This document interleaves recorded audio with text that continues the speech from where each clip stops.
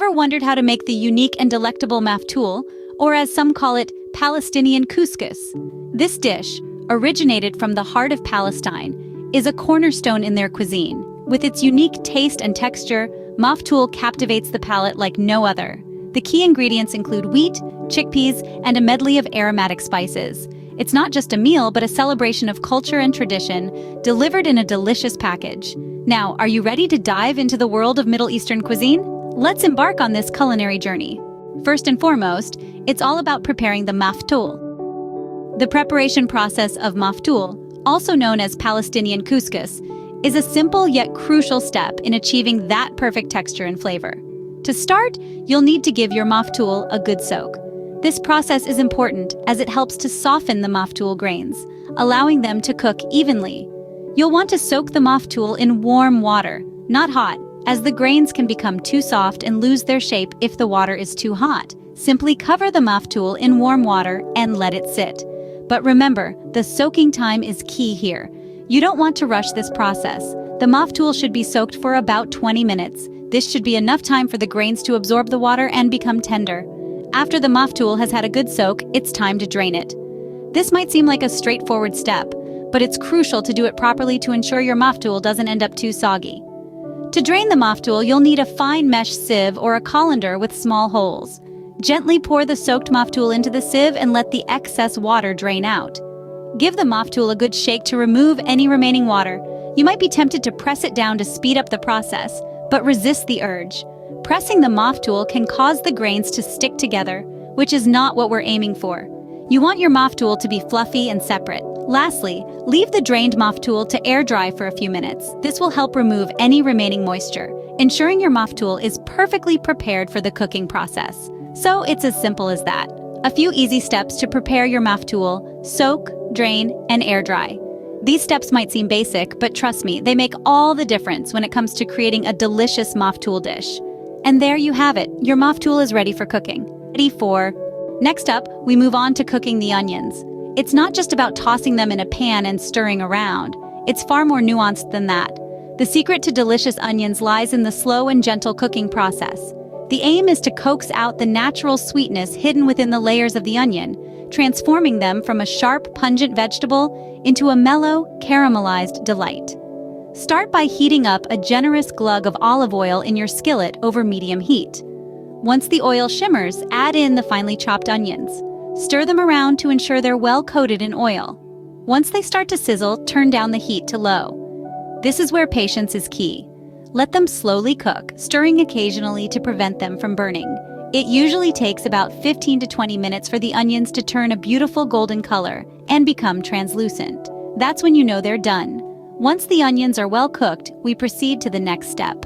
This is the stage where we add color and aroma to our dish. As our onions have cooked to a perfect golden brown, it's time to introduce our spices to the mix. Each spice we add now is a key player in creating the rich, fragrant symphony of flavor that is maftoul. First, we sprinkle in some ground cumin. This earthy spice, a staple in Middle Eastern cuisine, adds a warm, nutty undertone. Next, we stir in a generous pinch of turmeric. Besides its vibrant golden hue, turmeric brings a subtle bitterness and a hint of ginger-like flavor. Then we add the star of the show, the allspice. It's not called allspice for nothing. This single spice brings in a multitude of flavor notes, from cinnamon and clove to nutmeg and pepper. It's this complex flavor profile that gives maftoul its distinctive taste. Finally, we season with salt and pepper according to taste. Remember, it's easier to add more later if needed, so go easy at first. Stir well to evenly distribute the spices among the onions. Now comes the moment we've all been waiting for: adding the maftoul. Gently pour in the hand-rolled pearls of maftoul, ensuring they're evenly spread across the pan. The maftoul will soak up all those beautiful spices and onion flavors, becoming a delightfully savory and aromatic centerpiece of the dish. Give everything a good stir, making sure that each grain of maftoul is coated in our spiced onion mixture. This is a crucial step as it ensures that the flavors are well integrated and that every bite of our final dish will be a flavor explosion.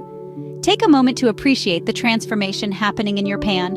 The once humble ingredients have now morphed into a vibrant, aromatic concoction.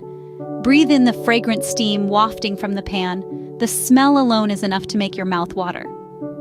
Now our dish is starting to look and smell like the authentic maftoul. Now, it's time to let it simmer and absorb all the flavors. This is where the magic truly happens, where the Maftoul transforms from a humble grain into a flavor-packed delicacy. To start the simmering process, we're going to need some broth. You can use any broth you prefer, whether it's chicken, vegetable, or beef. The choice is yours, and it will add another layer of taste to your Maftoul. So go ahead and pour in the broth. Ensure it's enough to just cover the Maftoul. Next, we'll cover the pot. This is crucial for the simmering process. By covering the pot, we're creating a miniature steamy haven for our Maftoul. This steamy environment allows the grains to cook evenly and puff up nicely. Just imagine each grain swelling with all the flavors it's being cooked in. Once you've covered the pot, reduce the heat to low. This is where the term slow cooking really comes into play. You see, Maftoul, just like any other couscous, is a bit of a sponge. It loves to soak up flavors, and the slower it cooks, the more time it has to do just that. Now, this is not a dish to rush. It's a dish that rewards patience and time. So, let it simmer. Let it take its sweet time to absorb all the wonderful flavors we've added. Every few minutes, give it a gentle stir to ensure it's not sticking to the bottom of the pot. This simmering process is a labor of love. It's about more than just cooking. It's about infusing every single grain of Maftoul with a symphony of flavors, creating a dish that's more than the sum of its parts. As the Maftoul simmers, it will gradually absorb the broth, becoming tender and flavorful. The grains will swell and soften, taking on the fragrant notes of the spices, onions, and broth. And remember, the beauty of cooking lies not only in the final dish, but also in the process. So take pleasure in the slow transformation of the Maftoul, enjoy the aromas wafting from the pot, and anticipate the delicious meal you're creating. Patience is key here. The longer it simmers, the more flavorful it becomes. So let's give our Maftoul the time it deserves to become truly delectable. At last, our Maftoul is almost ready to be served. Now, the final leg of our culinary journey begins. We will add the chickpeas, which have been soaked overnight and cooked until they are tender. You want to ensure that they are soft but still hold their shape. Gently stir them into the Maftoul, allowing their rich, nutty flavor to infuse into the dish. Next, it's time to fluff our Maftoul. This is a crucial step that will determine the texture of your dish. Use a fork to gently separate the grains. The aim is to get them light and fluffy, not clumpy. This will give your Maftoul its distinctive, airy texture, a mark of a well-cooked dish. Now, let's talk about serving. Maftoul is versatile and can be served in a variety of ways. You could serve it as a main course with a side of yogurt or a fresh salad, or you could serve it as a side dish, accompanying a hearty stew or a grilled meat dish. The options are endless. Remember, presentation is key. Garnish your dish with some fresh parsley or mint leaves. Not only will this add a pop of color, but it will also enhance the flavor. And there you have it, your very own homemade Maftoul ready to be savored. Savor every bite and take pride in the fact that you've prepared this delicious dish from scratch. Bon appetit! So, that was your guide on how to cook Maftoul. In this culinary journey, we've traveled from the simple prepping of our flavorful Maftoul through the aromatic sautéing of onions to the careful addition of spices that make this dish truly sing. We've simmered, stirred, and patiently awaited the moment our Maftoul reached that perfect tender texture. You've now got the know-how to bring the taste of Palestine right to your own kitchen. So, why not give it a go? The warmth and richness of this dish is something to be experienced firsthand. And remember, each cooking experience is unique. So feel free to tweak the recipe to suit your palate.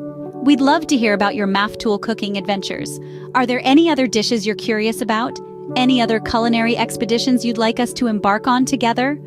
Thank you for watching, and remember, the joy of cooking is in the journey, not just the destination. Until next time!